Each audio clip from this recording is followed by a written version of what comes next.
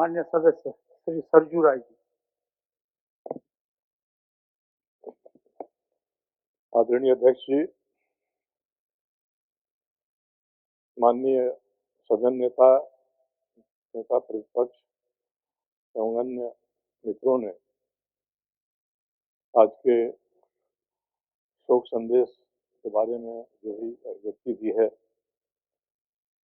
जो सार्वभौमिक बातें उन्होंने सदन के समक्ष रखा है, मैं उसमें इतना ही जोड़ना चाहता हूं कि आदरणीय श्री शिबू सोरेन जी का व्यक्तित्व बहुआयामी था।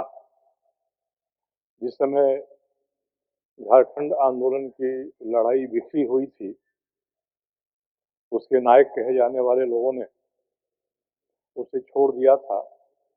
उस समय उन्होंने इसे फिर से आरंभ किया।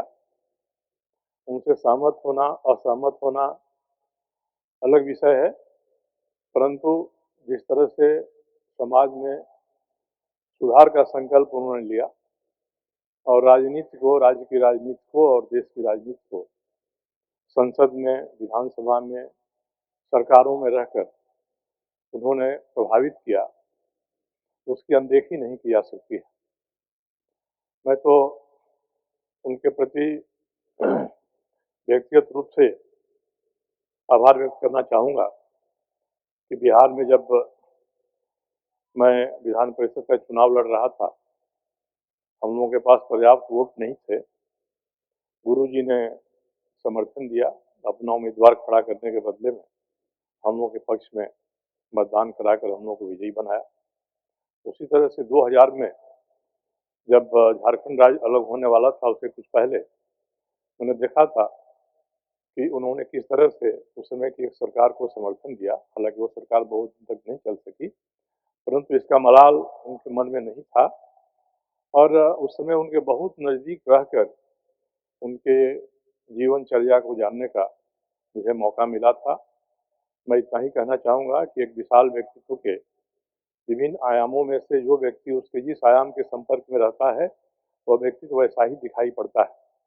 परंतु समग्रता में 1972 में झारखंड मुक्ति मोर्चा आरंभ करने से लेकर और आज उनके देहावसान तक उनके जीवन के, उनके क्रियाकलाप की जो दिशाएं रही हैं, वे दिशाएं निश्चित रूप से अध्ययन का आधार प्रस्तुत करती हैं और राज्य बना है तो राज्य की दिशा निर्धारित करने में भी उनके जो विचार हैं, उनके क्रियाकलाप हैं, वे बहुत मायने रखते हैं। श्री शिबू सोरेन जी विश्वम गुरु जी के नाम से विख्यात हुए, उसकी कहानी हम सभी जानते हैं। परंतु अब झारखंड को भी और हम जिस सदन में हैं उस सदन को भी यह संकल्प लेना चाहिए कि झारखंड के स्वतंत्रता के बाद के आंदोलनों में एक अग्रणी भूमिका निभाने वाले एक महान व्यक्तित्व को राष्ट्रीय क्षितिज पर जो महान व्यक्ति हैं उनकी पंक्ति में खड़ा करने का प्रयत्न हम सभी करें। जिस तरह से हो, भारत रत्न की उपाधि से हो या अन्य तरीकों से हो, एक व्यक्तित्व झारखंड का भी नाम के रूप में चर्चित हो, इसका प्रयास हम सभी को करना चाहिए। उनके रास्ते पर चलना बहुत आसान नहीं है, परंतु उन्होंने जो दिशा दिखाया है उसका सार संक्षेप भी हम ग्रहण कर सकें तो बहुत बड़ी बात होगी। उसी तरह से रामदास बाबू जितने सरल थे उतने ही निर्णयों में कठोर भी थे। उनका अंतिम निर्णय मुझे लगता है कि इस राज्य के युवकों के लिए भी बहुत ही सुख देने वाला था कि जब नई शिक्षा नीति के बारे में राजभवन से आदेश जारी हो गया, तो उस आदेश में बदलाव की बात चली, तो उन्होंने सरकार की तरफ से यह सूचना निकलवाई कि 12वीं कक्षा के जो विद्यार्थी हैं वे जिस विद्यालय में हैं वहीं से परीक्षा देंगे। इसके अतिरिक्त हम लोग उनके साथ लंबे समय से, जब वो विधायक नहीं थे तभी उनके संपर्क में थे और वे आसपास के परिवेश को प्रभावित करते थे। मैं विश्वम गुरु शिबू सोरेन और रामदास बाबू के प्रति अपनी श्रद्धांजलि व्यक्त करता हूँ। इसी तरह से हरिनारायण सिंह जी केवल एक पत्रकार नहीं थे, ऐसे दर्जनों लोग हैं रांची में जिनके साथ उनके निजी रिश्ते थे, और चाहे वह नेता किसी दल का हो, उसके प्रति समभाव रखते हुए वे